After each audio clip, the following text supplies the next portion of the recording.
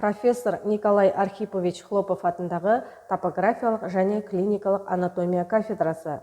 Пән топографиялық анатомия. Практикалық дағды. Теріге тігіс салу техникасы. Тері тігісін салуға көрсеткіш. Тері жараларын жабу. Пайдаланылған хирургиялық құралдар. Скальпель, хирургиялық пинцет, қайшы, септикалық қысқыштар, инелер, ине ұстағыш, тігіс материалы. Инені және жіпті бекіту техникасын орындады. Инені 3/1 3 еселенген инені толтыру әдісін қолданды. Бір жағынан жараның шетінен 0,5-1 см инені енгізді. Хирургиялық пинцет жараның шетін бекітіп инені енгізді. Теріні шеті мен тері астындағы май қабатын тігеді.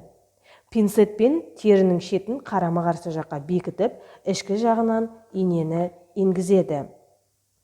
Жараның шетінен 0,5-1 см инені шығарады.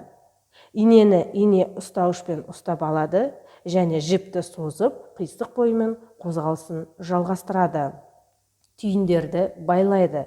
Түйінді байлау хирург таңдауымен. Түйінді кесілген сызық үстінен емес, оның бір жақ шетінен орналастырады. Жараның шеттерін дұрыс сәйкестендіреді. Шеттері бір-біріне тигенше дейін ғана тарту керек. Жіптің ұштарын кеседі.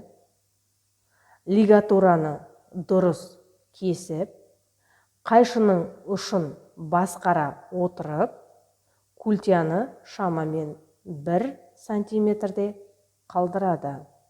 Манипуляцияны дұрыс аяқтады.